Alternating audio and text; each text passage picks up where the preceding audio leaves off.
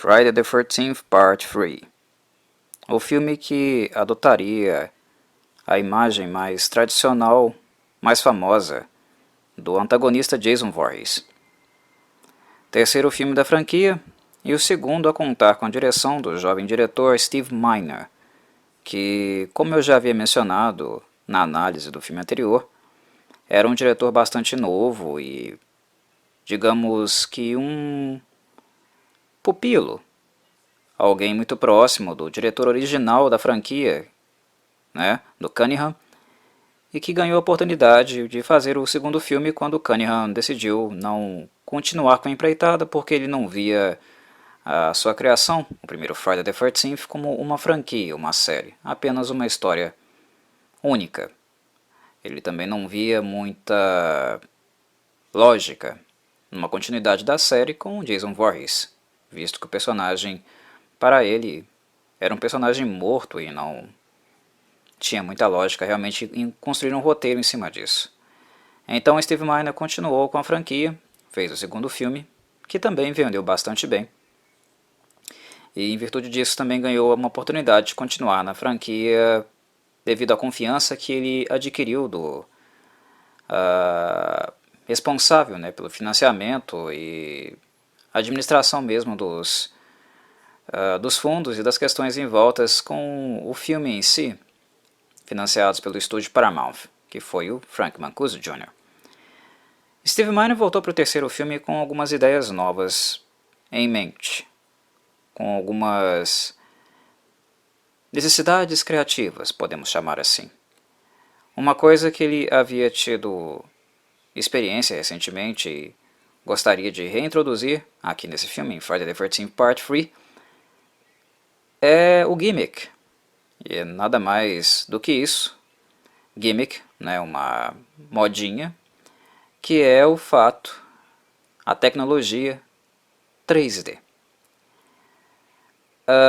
As pessoas tiveram bastante ciência do 3D, dessa tecnologia, digamos, mais recentemente, no início do século XXI, no final do século XX, muito em virtude da tecnologia ter evoluído, avançado bastante, significativamente, não a ponto de muitos filmes relevantes serem feitos a partir dela, mas certamente ela evoluiu bastante do que ela era. Em Friday the 13th Part 3, o 3D, a tecnologia 3D, não era uma novidade, visto que ela era uma tecnologia muito antiga, utilizada muito antes nos cinemas.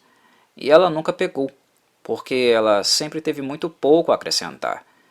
E também, em virtude dos custos de produção e várias outras coisas associadas, normalmente o 3D não era muito utilizado por questão de manutenção de gastos. E muitos filmes e estúdios também não ter como bancar um filme, um longa-metragem com a utilização constante, intensa, digamos assim, do 3D, como foi em Avatar, que foi o filme que de fato, na década passada, de fato na origem do revival mais moderno do 3D, foi o filme que realmente foi muito bem feito, muito bem construído, e que obteve grande sucesso de bilheteria, apesar de ter gastado muito também. Avatar, sem dúvida, foi um filme diferencial para essa tecnologia, mas fora ele é muito difícil apontar outros filmes que tenham feito um uso adequado e realmente marcante, diferencial da tecnologia. E na década de 80, em 1982, que foi o ano onde Friday the 13th Part 3 foi realizado, a tecnologia não era grandes coisas também. O 3D realmente só fazia a grande diferença quando filmava-se cenas para o molde dele. E isso de fato foi uma diferença, foi uma característica que marcou bastante esse filme. Não necessariamente de um ponto de vista positivo, porque algumas coisas que foram apresentadas no roteiro original tiveram que ser adequadas, tiveram que entrar dentro de um enquadre para que o 3D fosse utilizado, fosse forçado ali. Então, digamos que o roteiro e a maneira como os roteiristas, foram 3 para esse filme, pensaram para a história, para o segmento da franquia macabra, houve atravessamentos, houve imposições muito em virtude de criar cenas e momentos adequados para que a tecnologia fosse introduzida e que o marketing feito em cima do filme fosse realmente justificado. Friday the 13th é um filme em 3D. Em virtude do marketing forte acerca do 3D, da técnica 3D, neste filme em si, nos noticiários, propagandas, a venda realmente da ideia de que um filme de terror seria rodado em 3D, havia-se a necessidade imediata de que houvessem cenas no filme que justificassem realmente esse marketing, senão haveria realmente represálias por parte do público. E o roteiro acabou sendo atropelado por causa disso. Muitas cenas foram pensadas de um modo, feitas de outro, para que a tecnologia fosse utilizada. E eu digo que a tecnologia, naquela forma, no 3D dos anos 80, né, que não era uma grande evolução, digamos, do 3D das décadas anteriores, ela se resume a cenas focais. Eu chamo de cenas focais. É quando nós temos um movimento de cena onde um objeto vai em direção à nossa face.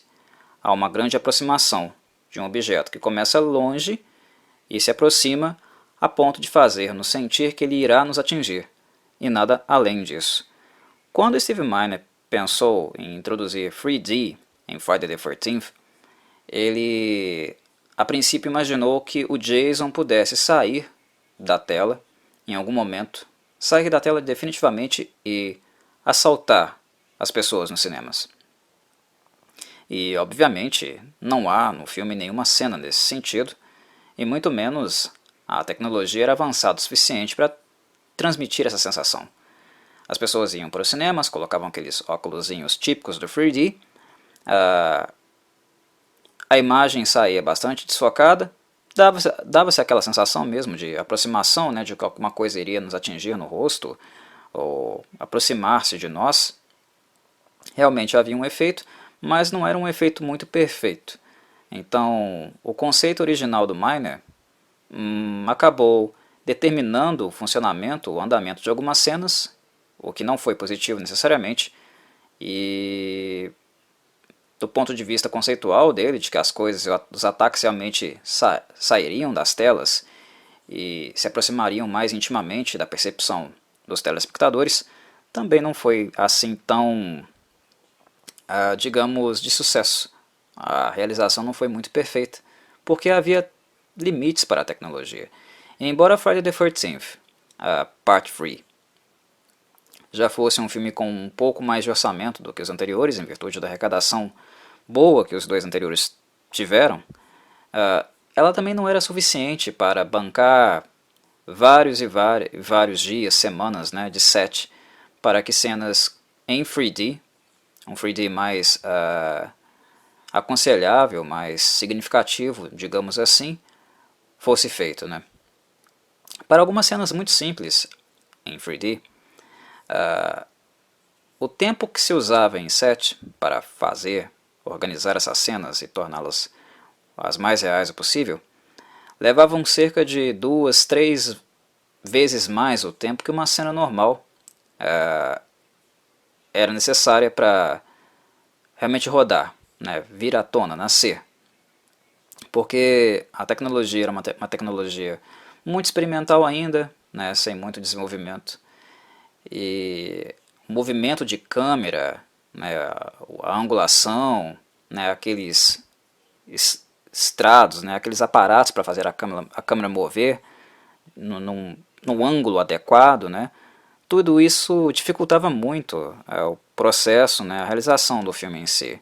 Atrasava bastante, os atores, atrizes, produção tinham que ficar horas e horas esperando cenas, seus momentos de filmarem, né, as partes referentes a eles. Então, o set de Friday the 13th Part 3, em virtude do 3D, foi muito influenciado e muito moroso também, né? Tudo isso em virtude da necessidade aí do Steve Miner de fazer com que o Jason saísse da tela em algum momento, algo que nunca aconteceu, como eu havia falado.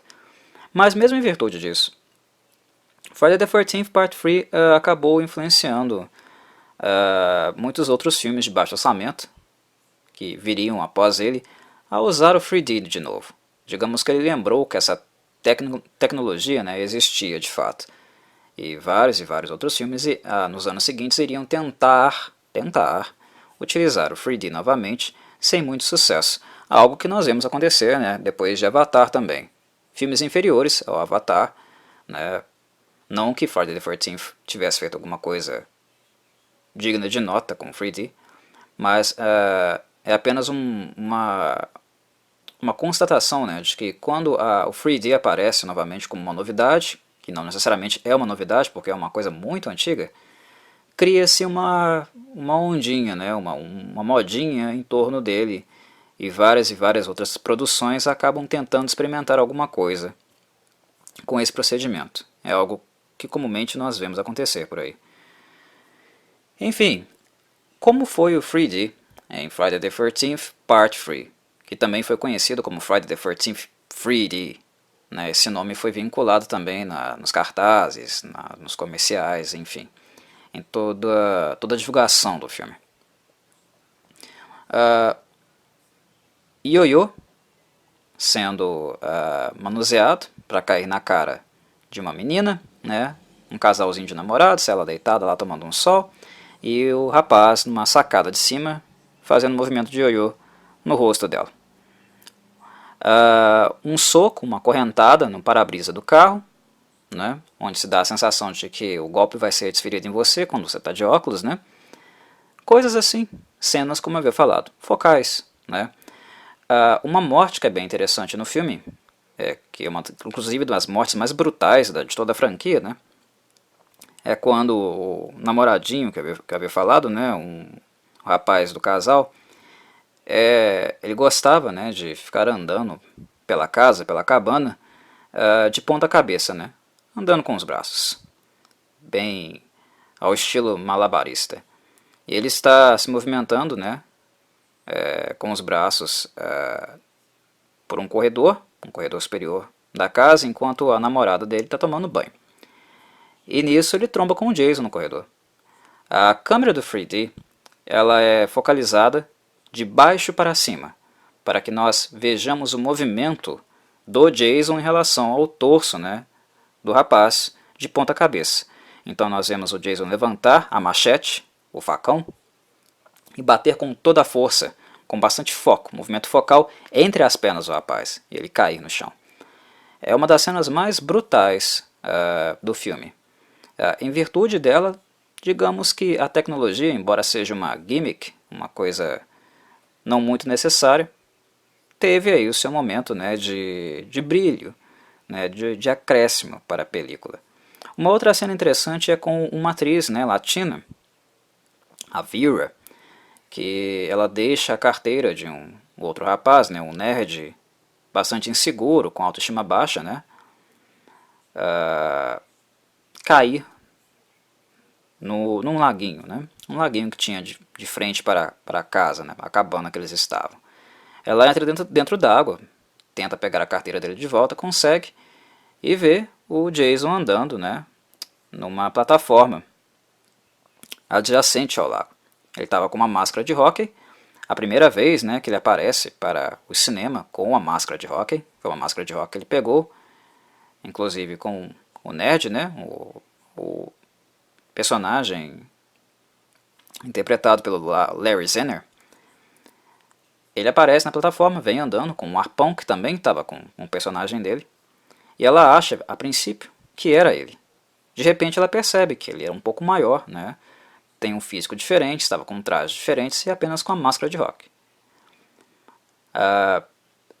E ela pergunta, né, para essa figura, quem é você? E aí o Jason lá, com a máscara de rock, levanta o arpão e atira a flecha, né, a seta. E a câmera 3D, o foco dela é inteiro na seta. Ela vai se aproximando, aproximando, ficando cada vez maior e de repente ela chega até nós. E quando ela chega até nós, a cena corta diretamente para o manequim, né? O protótipo que acertou realmente a flecha acertou, né, no rosto do protótipo. Na verdade, ele se introduziu no globo ocular do boneco. Claro que foi construído para ser a Vera, né, inclusive parece muito com ela, e ele tomba no lago. É uma outra cena realmente muito grotesca, muito brutal, que também acaba justificando o uso do 3D nesse filme. Ou seja, tem alguns momentos realmente interessantes no filme que a tecnologia se justifica. O problema de fato é que o roteiro original para o filme, ele, para algumas cenas, ele era mais interessante. Ele acabou sendo um pouco atravessado, muito em virtude da necessidade de forçar cenas onde o 3D se justificasse, né? E o cansaço também, né, o desgaste para filmar essas cenas, foi algo que o elenco, a produção reclamou muito na época, né? E isso acabou onerando também o filme. Quanto mais tempo você passa num set, mais caro, né, mais o orçamento vai inflando, coisas que são preocupantes para filmes de baixo orçamento.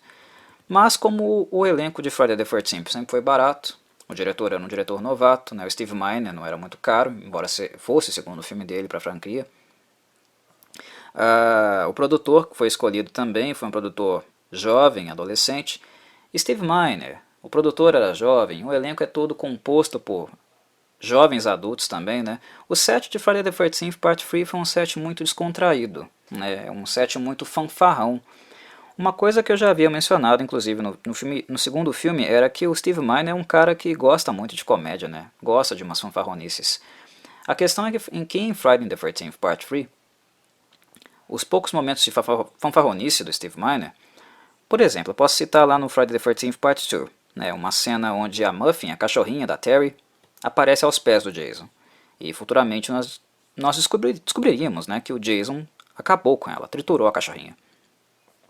Mas, a princípio, ela aparece aos pés do Jason.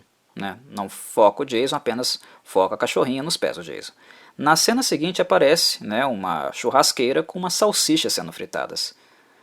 Percebe? É um momento de fanfarronice, né, de comédia do Steve Miner. Ele tinha essas coisas. Inclusive em filmes de terror, ele introduzia esse tipo de piadinhas, digamos assim.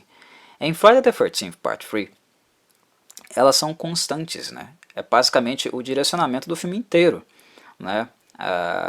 Exceto o final, né? Porque normalmente no final a coisa pega, o bicho pega. Sobra apenas o personagem que nós realmente nos importamos, ou o personagem que realmente tem algum mínimo carisma, né? E os outros descartáveis, digamos assim, não estão por perto, e a coisa fica realmente mais séria. Mas até chegarmos nesse ponto do filme, onde a narrativa, a história puxa para algo mais sério, né, mais focado. O filme do Steve Miner, esse terceiro filme, foi muito voltado para besteiras, né?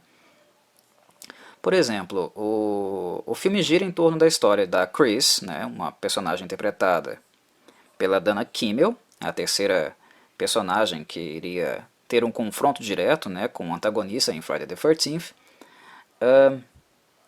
que ela está retornando para casa depois de um momento traumático que ela teve, né? Meses atrás, quando ela chegou em casa, depois de ficar muito tarde, até muito tarde, né, com o namorado dela, ela chegou em casa, foi repreendida pelos pais, eles tiveram uma briga, uma discussão, a mãe dela deu um tapa na cara dela, e ela acabou fugindo de casa, foi dormir na floresta. E durante a madrugada ela é despertada, ela acorda com o som, né? Ela escuta passos vindos da floresta e ao escutar esses passos ela acorda, fica escondida, calada, quieta atrás da árvore, né? Mas isso não é o suficiente. Uma figura grotesca com um rosto totalmente deformado, né? Com hidrocefalia aparece, claro, é o Jason, e a ataca. Nisso ela tenta se saltar dos puxões, dos agarros dele, né? Tenta lutar pela vida dela e acaba desmaiando nesse processo. Visto isso, ela acorda depois, já na cama dela, em casa, e o pai, a mãe dela nunca falam, nunca confirmam o caso, né? Eles meio que abafam, mas dá a entender que de alguma forma ela foi salva por eles, né? Ou por algum motivo estapafúrdio, né, o Jason não a matou. Isso não fica explicado, deixa-se em aberto. Mas ela desperta. E a experiência foi tão real que os pais dela não a convencem de que isso não aconteceu. Ela fica traumatizada, precisa tirar um tempo para ela, ir embora de Crystal Lake e volta agora apenas, né, no tempo real do filme, né, onde os casos de assassinatos estão acontecendo aí em sequência, né, do primeiro para o segundo e agora para o terceiro filme. Esse é o contexto do filme. E ela volta para ficar com alguns amigos, né, tirar um pouquinho de tempo numa uma cabana, né, numa chácara, ali na região de Crystal Lake, pertencente ao pai dela, e chama alguns amigos para ficar com ela, fazer companhia a ela, né? Inclusive o namoradinho dela, o ex-namoradinho dela aparece, tenta reatar o relacionamento com ela também, enfim. Ela tenta criar um clima agradável para esse retorno, superar o trauma dela. E o que nós vemos, né, a turminha que se junta, é de adolescentes completamente estúpidos mesmo, né? Inconsequentes, sem muita responsabilidade com nada. São atores realmente também muito fraquinhos, né, que não tem muito talento, o roteiro não ajuda porque é um texto muito fraco, né, então nós vemos cenas de um adolescente, né, sem autoestima tentando assustar os outros com cenas de morte, né, dele morto a todo momento, né, um machado encravado na cabeça dele é fake, né, ele com a máscara de hóquei saindo do lago e assustando a Vera, puxando o pé dela, coisas para chamar a atenção, né, porque ele não tem uma autoestima muito elevada, ele é bastante inseguro. Por exemplo, também um outro casal de hippies, eu poderia dizer, né, porque eles têm realmente um estilo meio natureba. Nada contra os hippies não, mas eles parecem ser hippies mesmo. Por exemplo, quando eles estão indo chamar a Vera na casa dela, né, inclusive a mãe não quer que ela vá, eles começam a discutir, elas começam a discutir em espanhol, né, uma das meninas fala que não entende porque faltou nas aulas de espanhol, até parece, né, nos Estados Unidos eles não têm aula de espanhol, a segunda língua que eles estudam é o francês, mas enfim, coisas bobas, né. E de repente o furgão que eles tinham chegado para buscar a Vera começa a sair fumaça, né, eles acham que está acontecendo um incêndio lá dentro, eles vão até o furgão, a van, e quando eles abrem, olham para dentro, está o casal lá, né, dos ripongos, puxando fumo mesmo com o narguilé, né, uma fumaçada danada. Coisas desse tipo, sabe, coisas bastante patéticas. Friday the 13th tem um problema, que eu já havia falado no parte 2, no segundo filme, que os roteiros, apesar deles serem fracos, eles tendem a criar personagens que são muito descartáveis, né? E descartáveis no sentido deles fazerem coisas absurdas, estúpidas, na maior parte do tempo, na maior parte, né, de figuração em cena que eles têm, e também são eliminados, né, com muita facilidade, muito rápido. Não dá para você, como um telespectador, criar realmente um vínculo afetivo com eles. No máximo que você cria vínculo afetivo e torce para que a pessoa sobreviva é com as protagonistas, né, as sobreviventes finais, né, que no caso foi a Adrienne King, lá com a Alice no primeiro, né, com a Ginny, que foi interpretada pela Amy Steele no segundo, que não voltou para esse filme, e com a Dana Kimmel.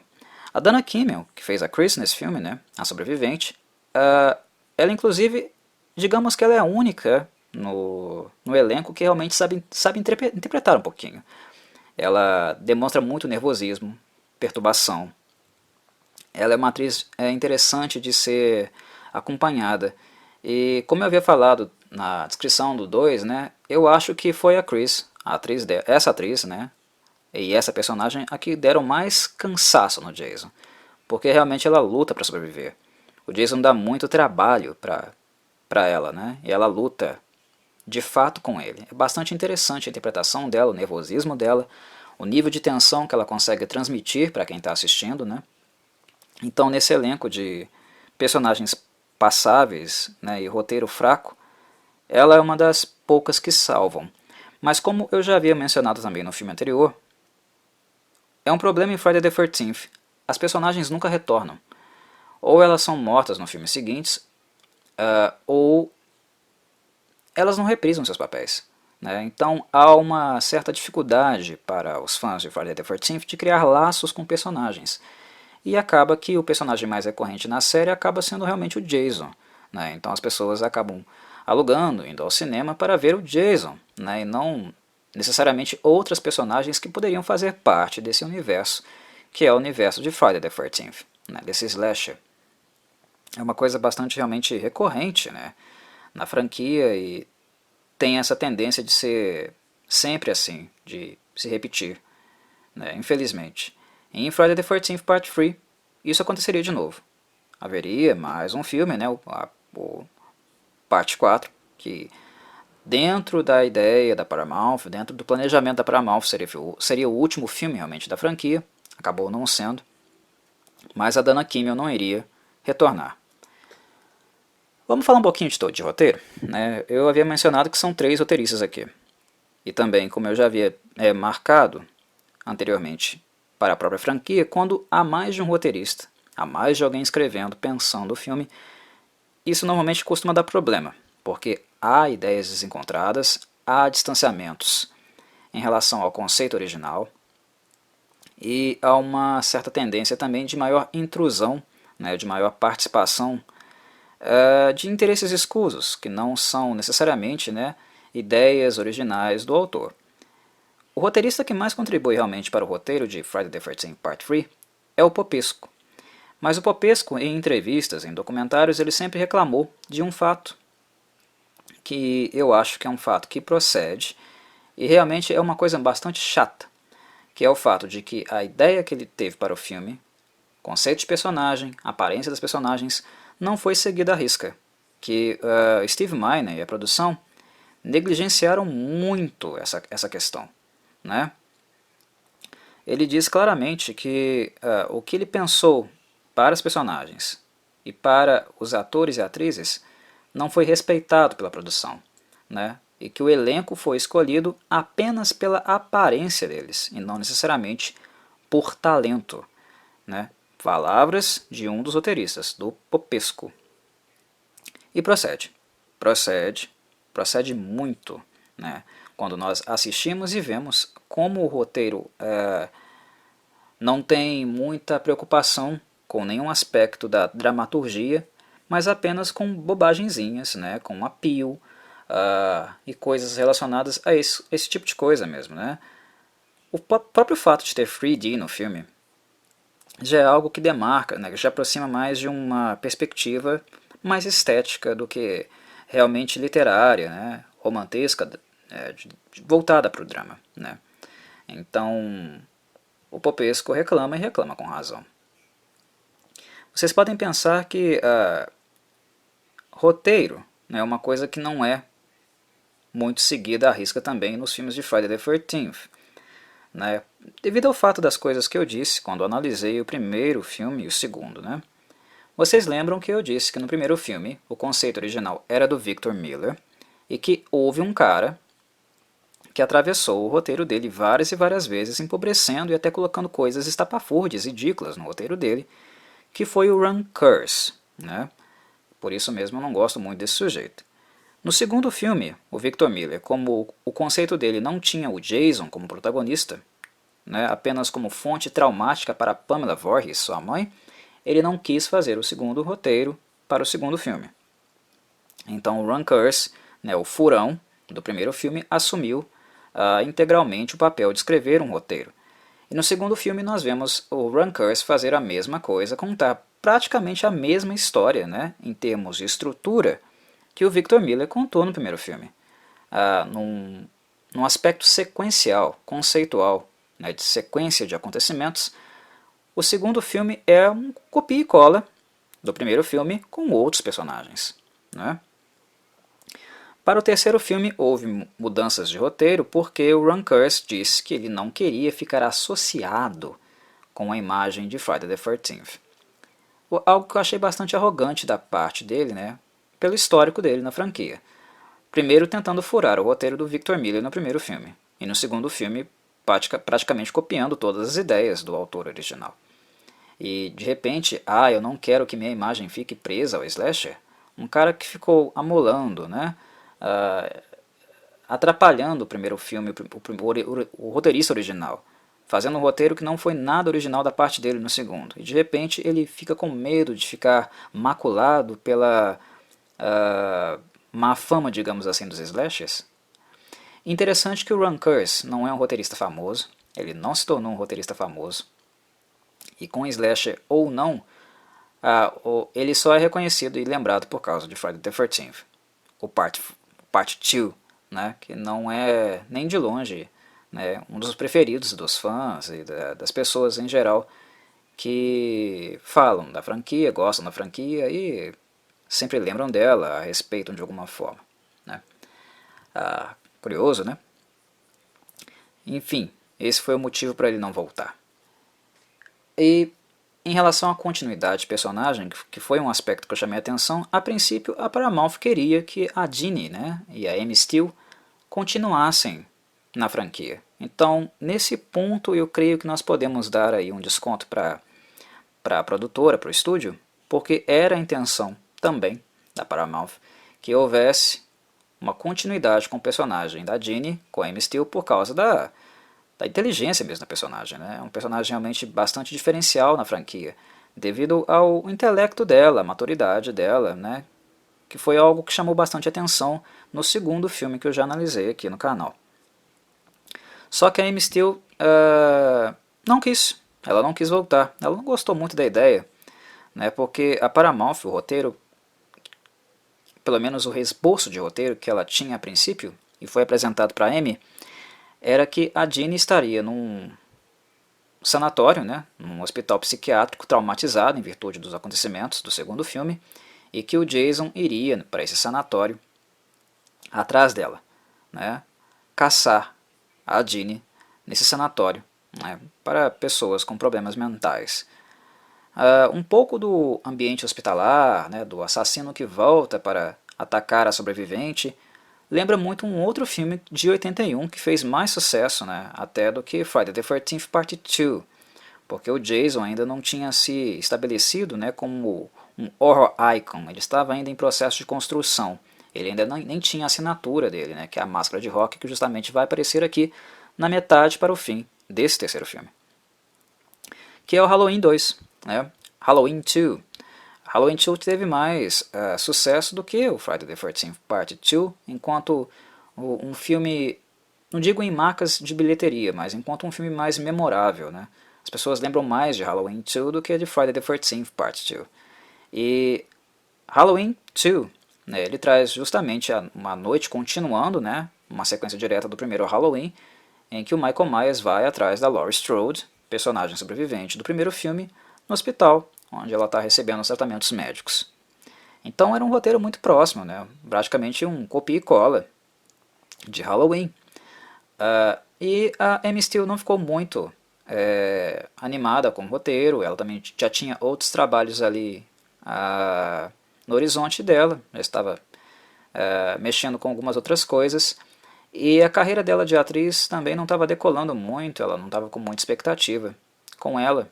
E como eu havia mencionado no podcast anterior, ela foi ser psicóloga. Então ela acabou não voltando, e por isso a Paramount teve que assumir uma outra personagem, uma outra antagonista.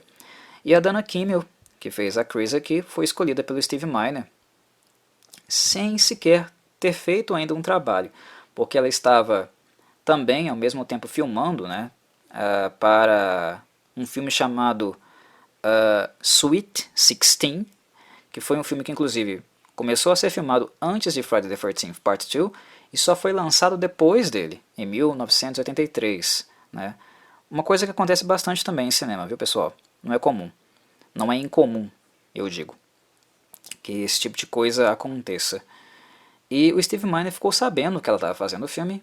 Pega essa menina aí, pega essa guria e traz pra gente. Como o Popesco, o roteirista, falou, não havia muito critério de seleção. O elenco foi escolhido muito ao acaso. E eles deram sorte que a Dana era uma atriz interessante. Ela não é uma atriz de um outro mundo, né? Mas ela é bonita e ela sabe interpretar o mínimo. Gritar é com ela, né? Ficar perturbada, traumatizada, né? Cenicamente incorporar essas características não é muito difícil para ela. Então eles tiveram sorte. Né? Ela nem teve um teste screen. para vocês terem ideia. Ela não chegou no set, fez um teste e o Steve Miner decidiu, você que vai ser a minha Chris. Não, ela já chegou para filmar, né? Nenhum teste fizeram com ela. A própria Dana Kimmel, né, a atriz, conta essa história. O Larry Zenner, que fez o adolescente inseguro, né, cheio de truques na manga e pegadinhas, ele nem era ator. O pessoal da produção viu o Larry andando pela rua, viu a aparência dele e pensou, ele se encaixa para o filme, chama ele aí para filmar. Foi exatamente desse jeito que ele foi selecionado, né, para fazer parte do filme. Ele nem era ator. Para vocês terem uma ideia de como as críticas, né, as reclamações do Popesco realmente faziam sentido. E é estranho porque tinha orçamento, né? Tanto é que tinha que a casa onde foi filmado a maior parte das cenas, né, de Friday the 13th Part 3, ela foi construída para o filme. Tanto a casa quanto o celeiro, né, que o Jason fica escondido na maior parte do filme. Inclusive o celeiro que ele mata lá, os motoqueiros, né? Empala a Fox, né, aquela motoqueira com um garfo de jardinagem, né? Ele crava ela numa base superior do celeiro, depois fura com outro motoqueiro que vai atrás, lá em cima, né, ver o que aconteceu com ela. Motoqueiros que haviam entrado, né, em conflito com alguns personagens, né, da turminha num pequeno mercado, né, próximo da cidade. Tiveram alguns entreveros, não vou entrar muito em detalhes. Esse celeiro ele existe até hoje, mas infelizmente, né, aí por questão de curiosidade, infelizmente a casa queimou. E a única coisa que existe dela hoje, né, naquele sítio, é a lareira. Foi a única coisa que restou dela, infelizmente. Enfim, meus caros,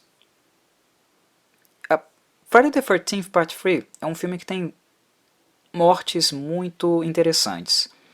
E eu creio que também, para um último acréscimo, né, de informações que eu acho relevantes para a minha análise, é que eles corrigiram um erro que eu já havia apontado no segundo filme, que foi escolher uma pessoa competente, uma pessoa profissional, né, realmente com técnica de stunt, né, um dublê, para ser o Jason.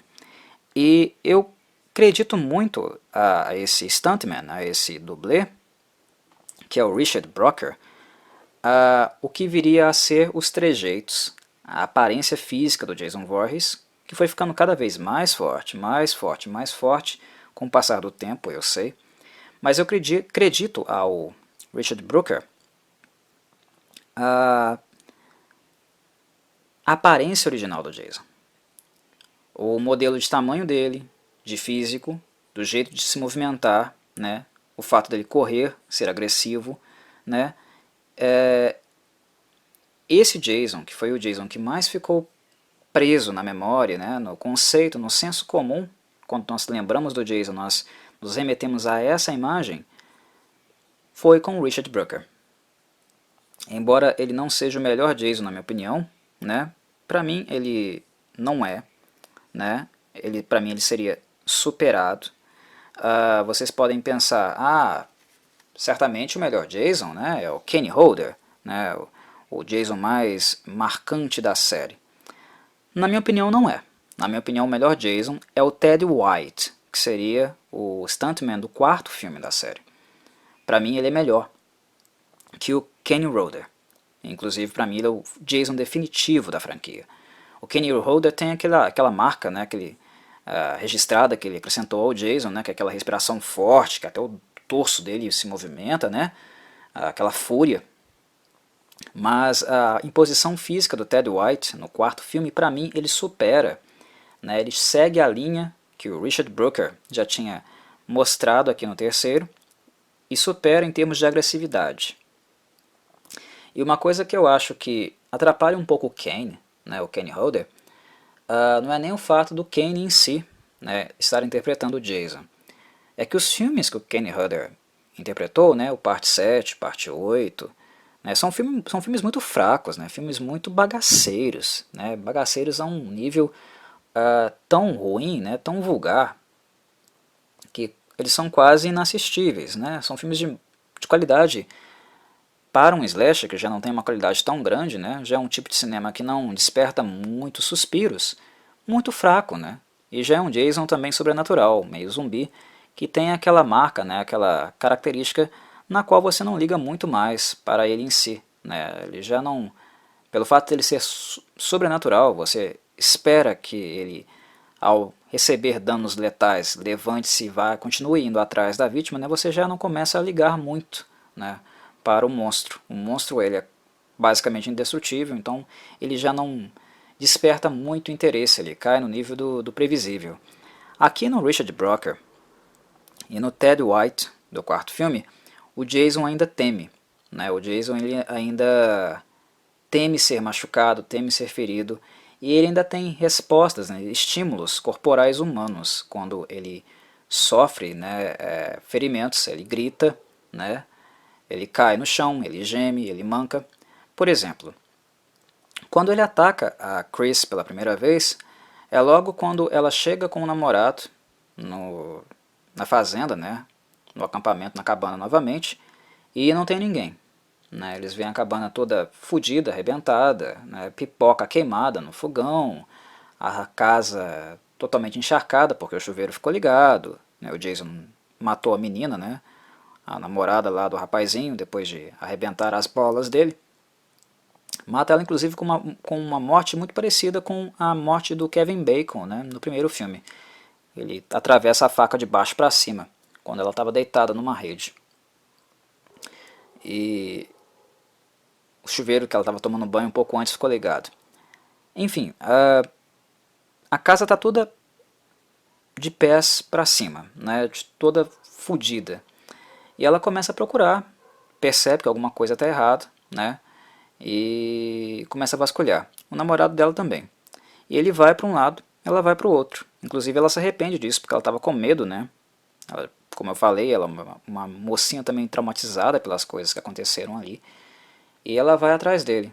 E nisso aparece ela saindo para a varanda, passando pela porta, indo para a varanda, chamando, né, por ele, Rick, Rick, Rick, cadê você?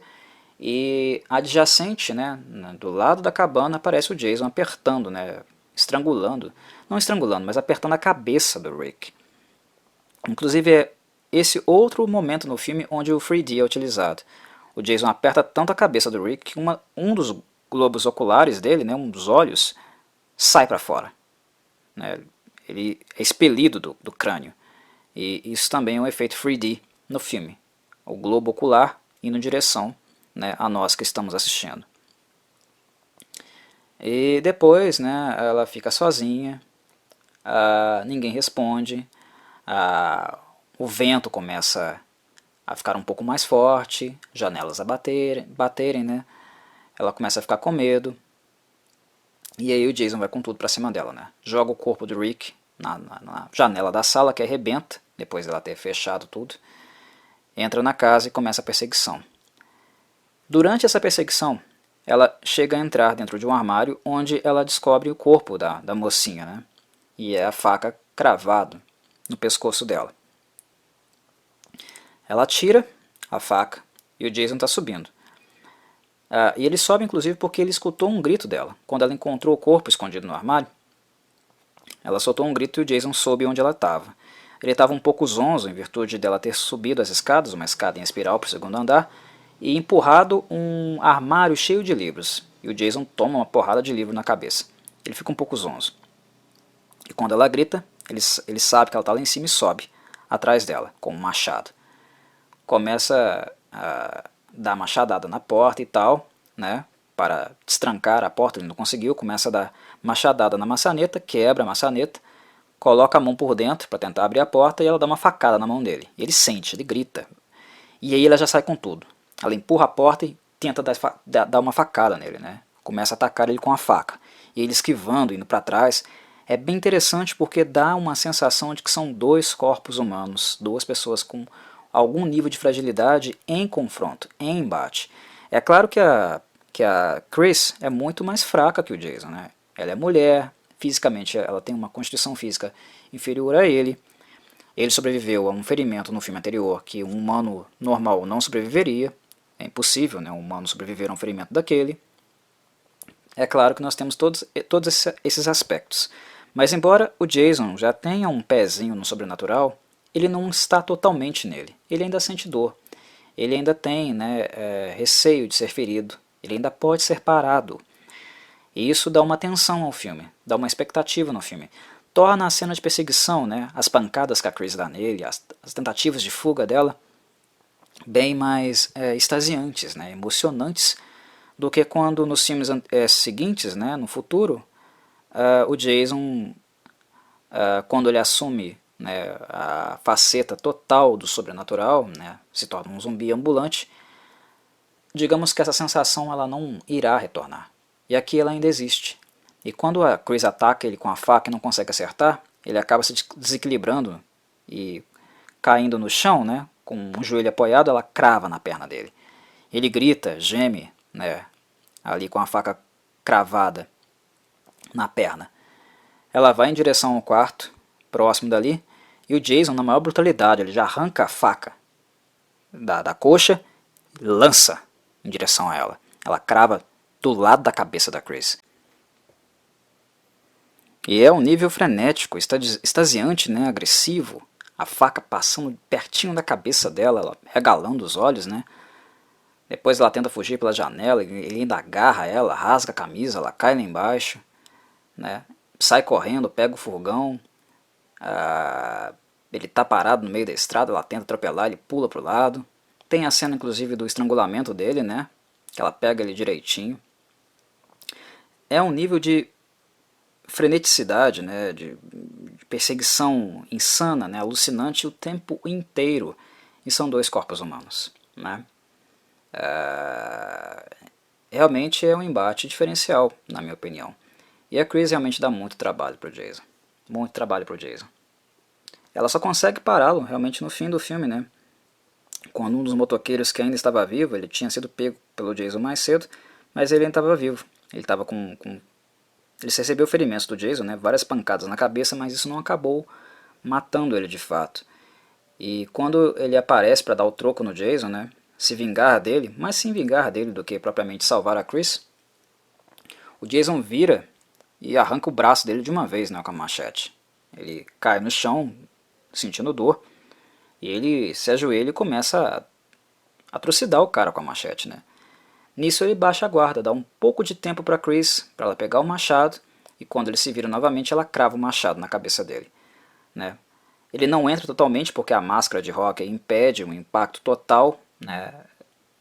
Ele fica parcialmente cravado no crânio dele, o que faz com que ele estique os braços, e novamente aí o 3D passa a agir, porque dá a sensação de que ele vai realmente sair da tela, né, mas não acaba saindo, não. O efeito não é esse. O efeito, na verdade, é o foco dele andando em direção a nós. E a Chris com os olhos esbugalhados, né, totalmente perturbada, olhando para aquela cena grotesca. E assim ele não resiste e acaba caindo no chão, e finalmente parando, né. E aí a Chris sai da casa, vai para a canoa e acaba entrando no lago, bem ao estilo da Alice do primeiro filme, né. É um revival daquela cena. Quando ela acorda de manhã, não tem aquela musiquinha agradável do Harry Manfredini, não. Inclusive o Harry Manfredini está de volta também nesse filme. Ele é presença constante, né, nesses primeiros filmes do Friday the 13th.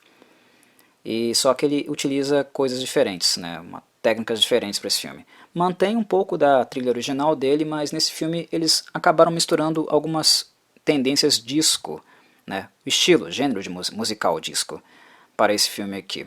Embora fosse algo um pouco já ultrapassado, né, o disco já estava em decadência nos anos 80, um cara chamado Michael Zager acabou fazendo um estilo meio bombástico, né, meio discoteca, né, na trilha sonora de Friday the 13th Part 3.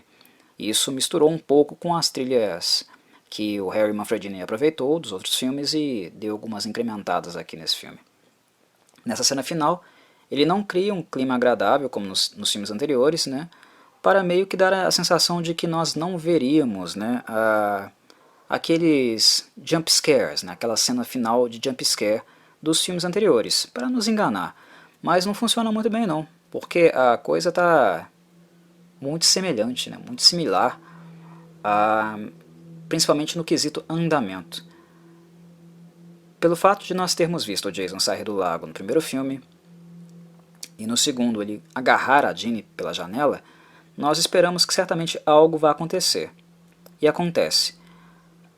Quando a Chris finalmente se vê livre do Jason, a mente dela, o estado mental, psíquico dela, que já era bastante frágil, acaba se fragilizando ainda mais, e ela começa a ter alucinações. Lá da canoa, no meio do lago, ela vê o Jason na casa, no andar de cima. E depois vê ele arrebentando a porta da frente e vindo correndo em direção a ela. E de repente ela não vê mais. Ali nós já percebemos que a mente da Chris, né, o aparelho psíquico dela, acabou se rompendo. Ela está tendo alucinações. E a última alucinação dela é a da Pamela Voorhees saindo do lago, né, toda grotesca, né, putrefa, com a cabeça colocada no lugar, inclusive, né, com umas sanguessugas, uns vermes saindo da cara dela, agarrando ela e puxando ela de volta para o rio. Mas a cena, de fato, ela é muito pouco efetiva, porque nós já estamos bastante vacinados contra ela em virtude dos filmes anteriores. Então não funciona. Mas eu creio que o que é mais importante ressaltar aqui no final do filme é justamente a mente da Chris quebrando. Ela perde totalmente contato com a realidade, está totalmente perturbada, e a atuação da Dana Kimmel é muito boa. A gente fica realmente sensibilizado com o estado mental dela. Ela olha para o lado, começa a gritar, como se o Jason estivesse lá, né? Mesmo quando ela já está com os policiais sendo colocada dentro da viatura para ser levada embora. Quando eles passam na frente do celeiro onde o Jason morreu, ele está caído no chão. Ela está alucinando e totalmente destruída por ele. É aí que nós temos a sensação, né, um pouco de empatia, realmente, um nível mais humano da questão, quando nós podemos, através da atuação da Dana Kimmel, né, das características cênicas apresentadas pela atriz, entrar um pouquinho na pele realmente da vítima, né, e ter um pouquinho de noção do grau de dano causado pelo agressor, né, pela violência do Jason. E essa atuação dela acaba reforçando mais e mais, né, a característica dele e o reconhecimento dele enquanto um monstro, que nessa forma, né, nessa apresentação física e estética da personagem, viria a ser a que seria utilizada nos filmes seguintes e a mais tradicional para a franquia. Muito bem, meus caros, por hoje é só, e termino aqui esse podcast mais um de Friday the 13th, Part 3.